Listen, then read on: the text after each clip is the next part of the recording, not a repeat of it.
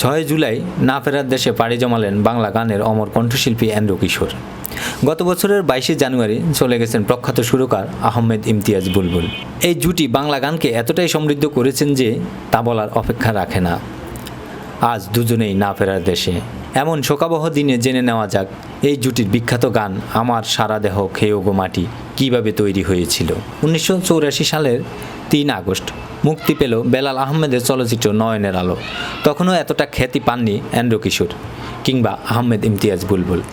তাদের মাঝে দারুণ বন্ধুত্ব। এন্ড্রু কিশোর থাকেন ফকিরাপুলে, আর বুলবুলের আজিমপুরের বাড়িতে প্রতিদিন গানের আড্ডা বসে। বন্ধুত্ব হলেও এন্ড্রু কিশোর তাকে আপনি সম্বোধন করেন, বুলবুল তাকে বলেন তুই তুই করে। বেলাল আহমেদ তার ছবিতে সুর করার জন্য নতুন কাউকে খুঁজছিলেন, তিনি বেছে নিলেন আহমেদ ইমতিয়াজ বুলবুলকে। শুরু হয়ে গেল সিনেমার কাজ।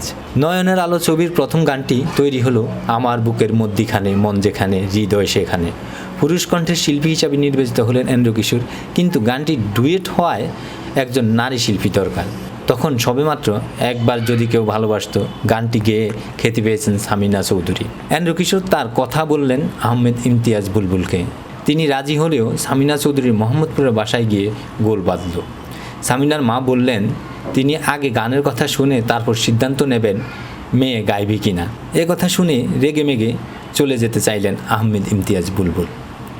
এন্ড্রু কিশোর তখন তার বন্ধুকে থামিয়ে সামিনার মাকে গানটার প্রাথমিক রেকর্ড শোনালেন। পছন্দ হয়ে রেকর্ড হয়ে গেল অত্যন্ত জনপ্রিয় এই গানটি। এরপর ছবির সবচেয়ে গুরুত্বপূর্ণ গানটি রচনা করতে হবে। পরিচালক বেলাল আহমেদ সিনেমার সিকোয়েন্সটা আহমেদ ইমতিয়াজ বুলবুলকে বুঝিয়ে দিলেন। সাথে সাথে কাগজ কলম আর গিটার নিয়ে বসে পড়লেন বুলবুল। লিখে ফেললেন কয়েকটি লাইন। আমার সারা দেহ খেয়েও গো মাটি, এই চোখ দুটো মাটি খেয়েও না, আমি মরে গেলেও তারে দেখার স্বাদ মিটবে না গো মিটবে না, তারে এক জনমে ভালোবেসে ভরবে না মন ভরবে না। এবার এলো সুর করার পালা। দ্বিতীয়বারের চেষ্টায় সুর দিয়ে ফেললেন আহমেদ ইমতিয়াজ বুলবুল। সুর শুনে তার মা বললেন মোটামুটি হয়েছে। বাড়ির গৃহকর্মী বললেন মামা সুর তো ভালোই করেছেন, কিন্তু কঠিন। আহমেদ ইমতিয়াজ বুলবুল তার সুরগুলো বাসার সবাইকে শোনাতেন, মতামত নিতেন। গৃহকর্মীও বাদ যেত না। সুর কঠিন হয়েছে শুনে আহমেদ ইমতিয়াজ বুলবুল ভয়ে ভয়ে পরিচালক বেলাল আহমেদকে সেটি শোনালেন।